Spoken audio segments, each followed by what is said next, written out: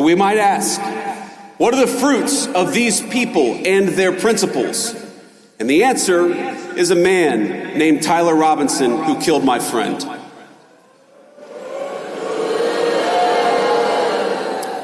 Think about it. He has everything that the far left want from our young men. He rejected the conservatism and the spirituality, the values of a small town family.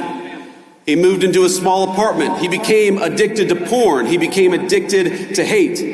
And he ended up sleeping with somebody who doesn't know whether they're a man or a woman. That is the nightmare scenario, but that is the scenario that the left has actively advertised they want for American families.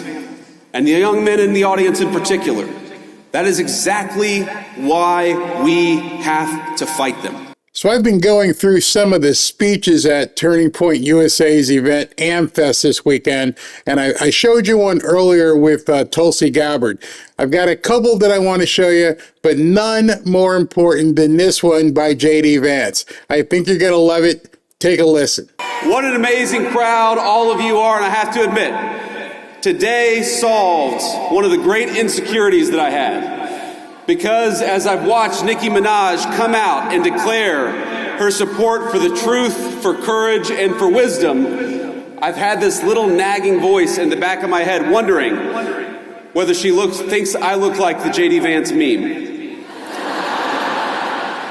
And it turns out, and I confirmed when she walked down the steps, Nicki Minaj actually knows what I really look like, and that is the best tribute that I could possibly imagine.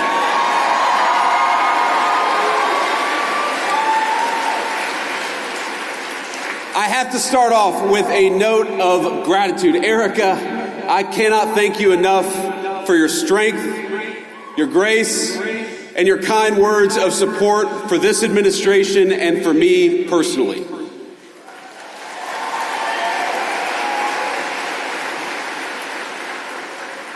You lead an incredible movement at Turning Point, and I will fight alongside you and President Trump and every patriot in this room to defend the country that we so dearly love.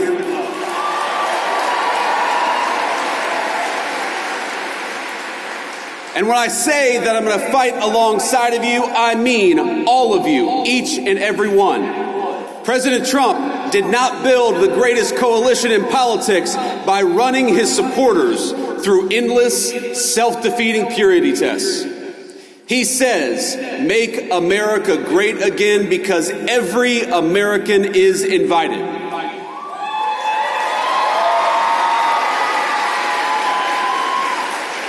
We don't care if you're white or black, rich or poor, young or old, rural or urban, controversial or a little bit boring or somewhere in between. People of every faith come to our banner because they know that the America First movement will make their lives better, and they also know that the Democrats don't care about anything other than maybe transing their kids.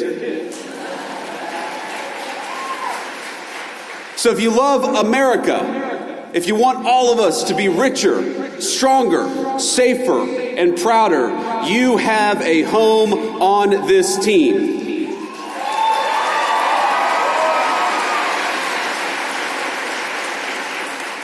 I didn't bring a list of conservatives to denounce or to deplatform, and I don't really care if some people out there, I'm sure we'll have the fake news media, denounce me after this speech. But let me just say, the best way to honor Charlie is that none of us here should be doing something after Charlie's death that he himself refused to do in life. He invited all of us here.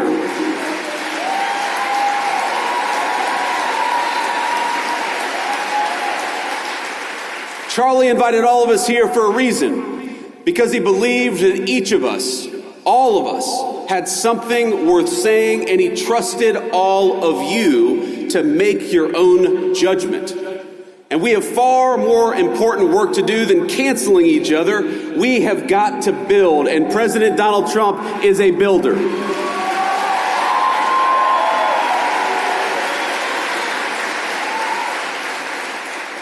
We're building a better country right now, and you have a rightful place in the success of your nation and the success of this movement. And we build by adding, by growing, not by tearing down.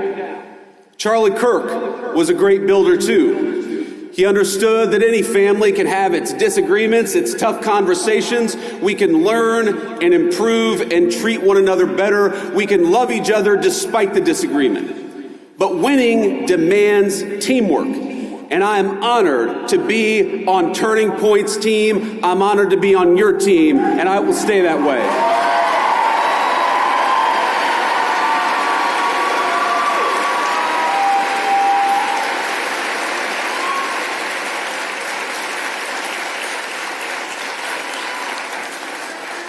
There's still so much important work to do, my friends. We're barely a year into this administration, not even a year into the administration. But I'm so proud of the accomplishments of the president and the entire administration.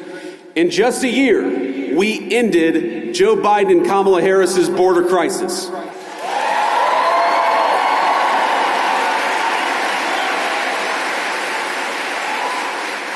December marks 7 months straight of zero releases at the southern border.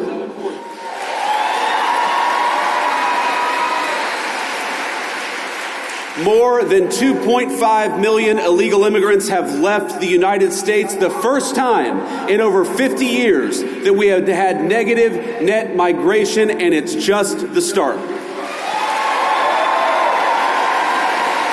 When you restore sanity at the border, it shows up everywhere else. Rent prices are dropping 4 months in a row, and more native-born Americans are working than ever before. Kamala Harris opened the border and destroyed the economy. The Trump administration gave you net negative migration and much more job creation.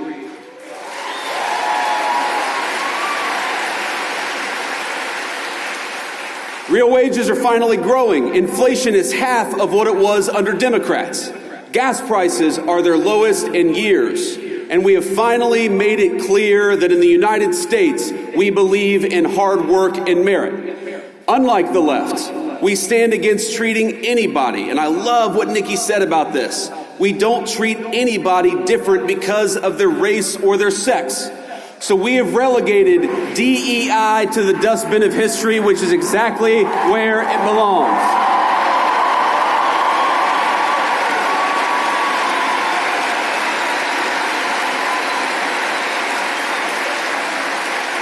In the United States of America, you don't have to apologize for being white anymore.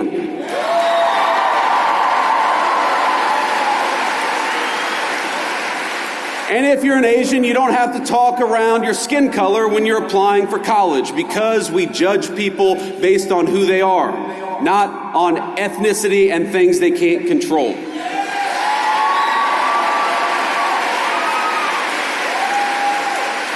We don't persecute you for being male, for being straight, for being gay, for being anything. The only thing that we demand is that you be a great American patriot, and if you're that, you are very much on our team.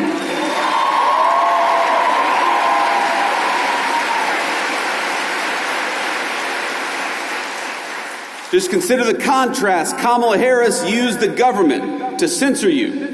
We're using, in the Trump administration, the government to protect your free speech, whether it's on college campuses or in the digital marketplace of ideas.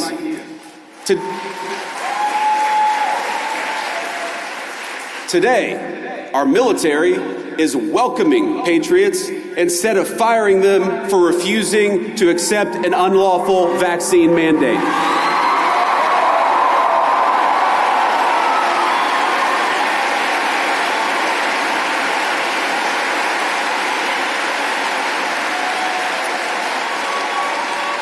And to honor Charlie, but also to honor all of you, we're working to end the scourge of left-wing violence in the United States of America. We're going after the far-left crime networks, but we're also going after the monsters that fund them. We don't just want to go after the Antifa member who threw a brick at an ICE agent. We want to know who bought the brick, and we're going to prosecute them too.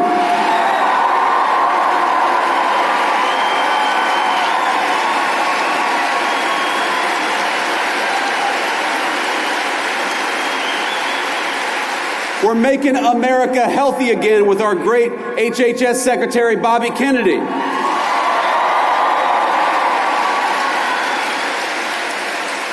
We're bringing drug prices down and purging our food supply of the poison that had built up over a generation.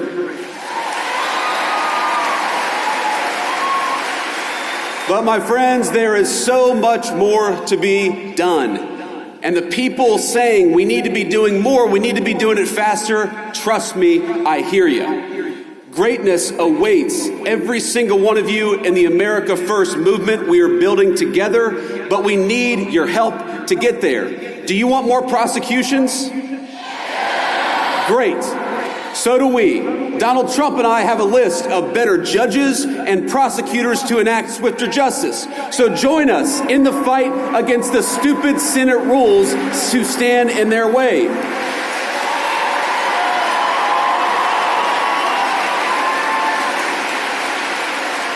Do you want faster deportations?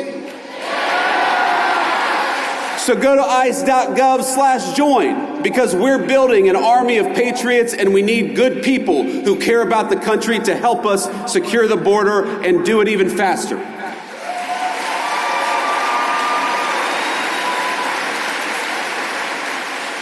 Do you want rents to keep dropping and wages to keep rising as they have over the last few months? Then mobilize with us. Don't hand power back to the people who tanked the economy in the first place. Join the America First movement, and you will always have a place on our great team.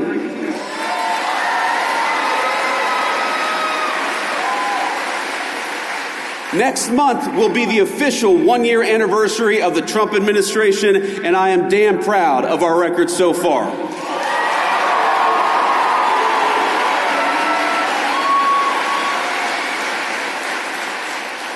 Now, the Democrats are already talking about 2028, and it looks like they're going to nominate a California liberal who's presided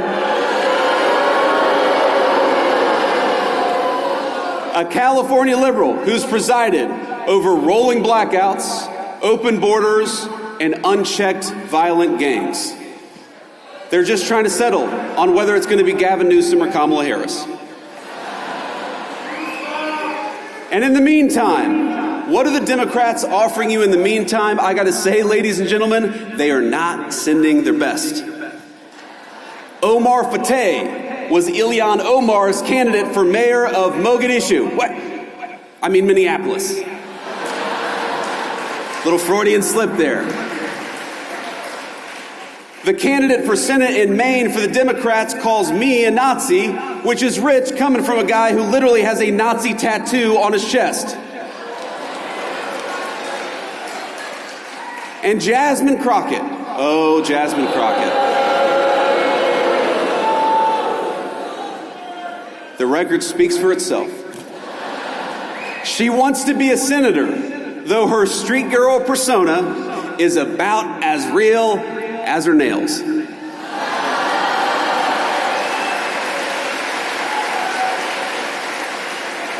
But ask yourself, what do all of these people have in common? And the unfortunate answer is they are puppets. They don't actually matter. They are cogs in a machine that wants to make you poorer, that wants to make you less powerful, and wants to make you less safe in the country your ancestors built.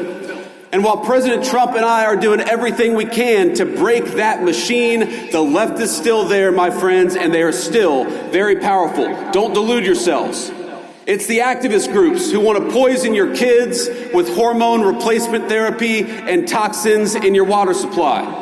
It's the corporate boardrooms pushing diversity quotas while whining about the fact that Donald Trump won't let them ship American jobs overseas anymore, and boo-hoo to that. It's the rogue district judges who issued nationwide injunctions every time the president lifts a finger. It's the Soros DAs who cheered on as their cities burned. What unites them? They win when our country loses. They get rich when you get poorer. They hire the illegals that they bring in to take your jobs.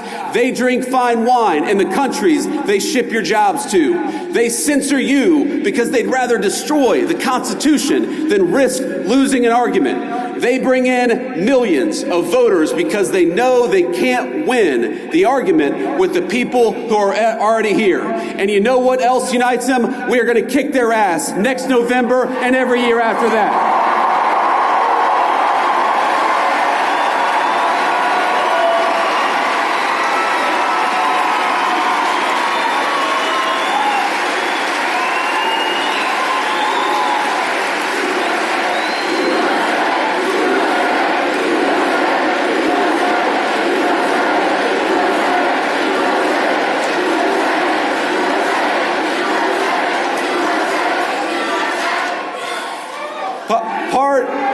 Part of the American dream is the idea that we're all, every single one of us, on the same team. We're all part of the same American family. If you want to destroy that, do what Democrats have done, not just for the last 5 years, but for the last 30 or 40. Make one race the enemy of another. Make one gender the enemy of the other. Make Americans suspect and despise each other instead of loving their shared country. When I think about some of the most impassioned debates happening in our country, the nature of citizenship, of what it means to be an American, it all speaks to an obvious truth. Americans are hungry for identity. We're hungry for belonging. We're hungry for a sense of our place in the world. And it's no surprise why. For many years, our fellow Americans have been dealing with a globalized economy that homogenized cultures and hollowed out our towns. Academics and activists pushing race and gender politics down everyone's throat 24/7. Big tech overlords using their internet platforms to censor stories that challenge the dominant far-left narrative in our country. More than any time I can recount, people are talking about American identity and figuring out what it is that unites us. But I want to say something here. The only thing that is truly served as an anchor of the United States of America is that we have been, and by the grace of God, we always will be, a Christian nation.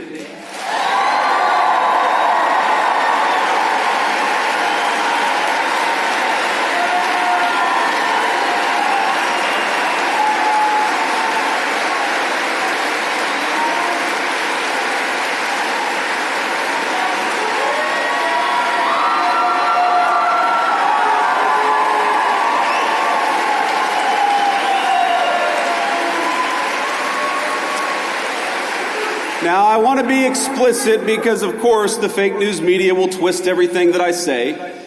I'm not saying... Do you feel about them the same way I do?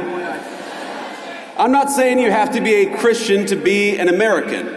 I'm saying something simpler and truer. Christianity is America's creed. The shared moral language from the Revolution to the Civil War and beyond. Across that history, our country's major debates have always centered on how we could best as a people please God. That creed, think about it. That creed motivated our understanding of natural law and rights, our sense of duty to one's neighbor, the conviction that the strong must protect the weak, and the belief in individual conscience. Even our famously American idea of religious liberty is a Christian concept. Because we're all creatures of God, we must respect each individual's pathway to that God. But over the last 50 years, there has been a singular focus, a war that has been waged on Christians and Christianity in the United States of America. And let me say, of all the wars that Donald Trump has ended, that is the one we're proudest of.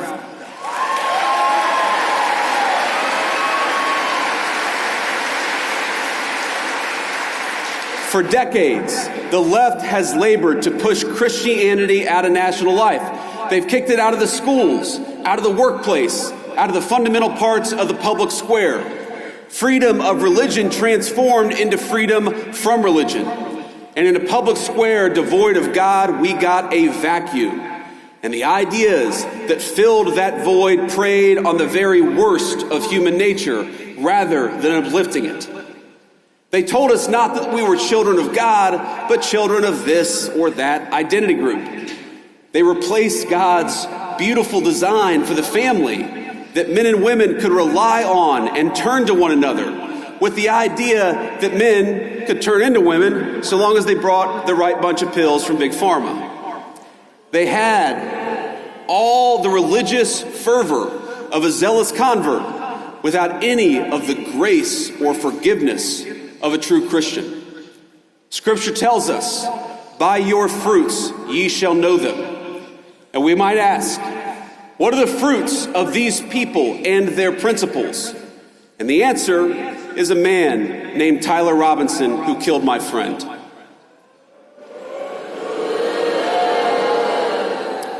Think about it. He is everything that the far left want from our young men. He rejected the conservatism and the spirituality, the values of a small town family. He moved into a small apartment. He became addicted to porn. He became addicted to hate. And he ended up sleeping with somebody who doesn't know whether they're a man or a woman. That is the nightmare scenario, but that is the scenario that the left has actively advertised they want for American families. And the young men in the audience in particular. That is exactly why we have to fight them.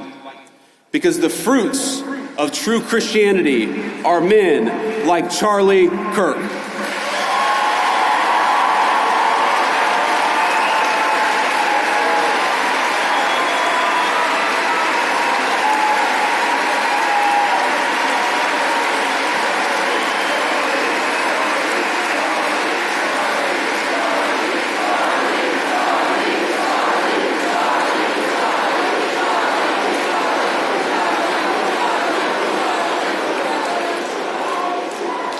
The fruits of true Christianity are good husbands, patient fathers, builders of great things, and slayers of dragons. And yes, men who are willing to die for a principle if that's what God asks them to do.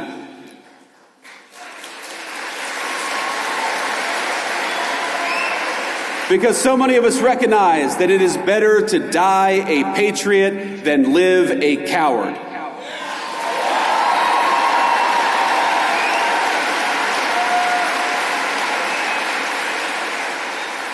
I'm going to tell you something I haven't talked about publicly before, but in the days after Charlie's death, I struggled a great deal. I'm sure many of you did too. I remember watching every video of the assassination, looking for clues, trying to understand what happened. I tried to hide my friend and that terrible bullet hitting him, but I would try to look around. I stayed up all night for many nights in a row, researching every conspiracy theory, going down every rabbit hole. When my lovely wife, Usha, told me to come to bed, I told her I owed it to Charlie to try to uncover every stone, and so that's what I tried to do. I remember I was consumed by this fear that Charlie's death wouldn't just deprive a family of their husband or of a good father, but that it would deny our movement of a great unifier of people and a great doer of great deeds. It's the only time I can remember my wife ever telling me that she was really worried about me. She told me it many times. But what saved me was not lying to myself, but accepting the reality of the fight that we're in.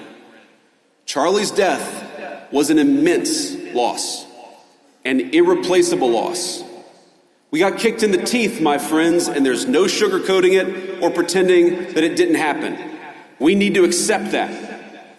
And what saved me was realizing that the story of the Christian faith, like the story of these United States of America, is one of immense loss followed by even bigger victory. It's a story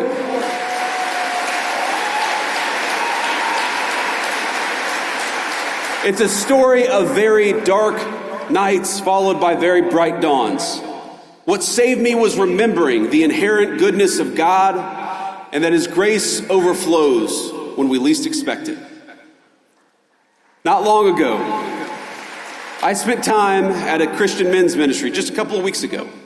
And here's what they do. They take men who struggle with addiction or homelessness and they help them get back on their feet. They feed them, they clothe them, they give them shelter and financial advice. They live out the very best part of Christ's commission. Now afterwards, I had lunch with 4 of these men. It was a couple of white guys, a Hispanic guy, and a black man. They had all struggled in their unique ways. Some had lost contact with their family, some of them for a very long time. Others were desperate to rebuild relationships with their kids so that they could see them on Christmas. But all of them were back on their feet. And what saved them? It wasn't racial commonality or grievance. It wasn't some philosophical jargon. It wasn't a DEI prep course, and it wasn't a welfare check. It was the fact that a carpenter died 2,000 years ago and changed the world in the process.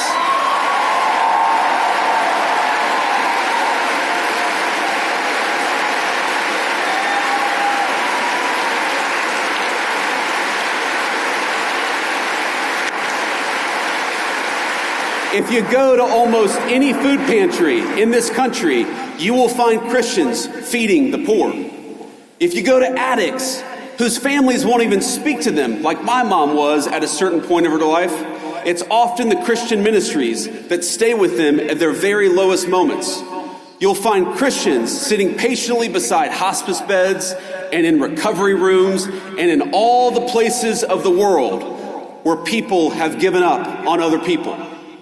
And this is the moral truth we strive to center in our work in the Trump administration and in this great movement of ours. A true Christian politics, it cannot just be about the protection of the unborn or the promotion of the family, as important as those things absolutely are. It must be at the heart of our full understanding of government. Why do we penalize corporations that ship American jobs overseas? Because we believe in the inherent dignity of human work and every person who works a good job in this country.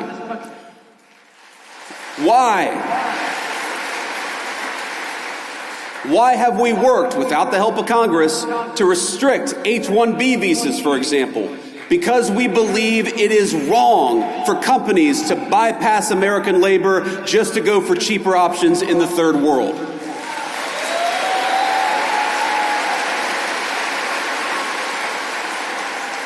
We help older Americans in retirement, including by ending taxes on Social Security, because we believe in honoring your father and mother rather than shipping all of their money off to Ukraine.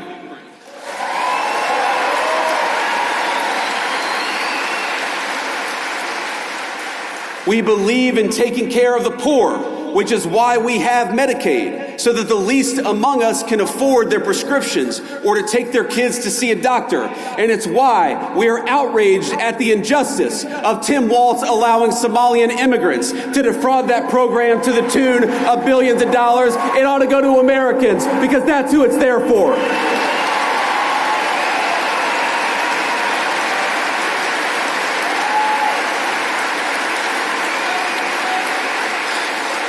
Now, I want to close, my friends, but I have heard you. I know that some of you are impatient at the pace of progress, and my response to that is good. Be impatient. Use that desire for justice for your country as fuel to get involved in this movement in a bigger and better and more powerful way.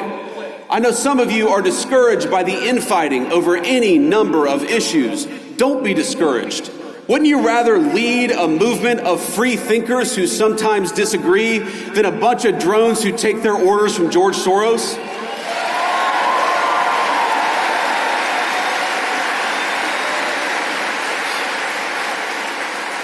And I know many of you miss our dear friend Charlie Kirk. So do I. I miss his optimism. I miss his energy. I miss the phone calls where we'd strategize about how to get this or that GOP congressman to get off their ass and do something. But most of all, I miss Charlie's wisdom. I miss his reminder that politics is not a dress rehearsal or a game. We are making decisions that will save our country and give the American people a shot at their dreams again. If you miss Charlie Kirk, do you promise to fight what he died for?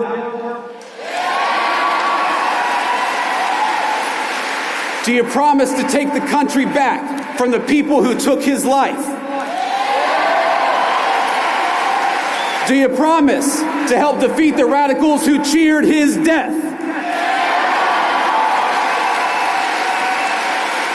Do you promise to honor his memory by having faith in the God he loved? My friends, commit to these things, and I promise you victory. I promise you closed borders and safe communities. I promise you good jobs and a dignified life. Only God can promise you salvation in heaven, but together we can fulfill the promise of the greatest nation in the history of the earth. Merry Christmas, my friends. Let's keep fighting. Okay, so let me know what you thought about J.D. Vance's speech at AmFest. I think that's the kind of message we need to be hearing throughout America, but I'd love to know what you have to say. Let me know.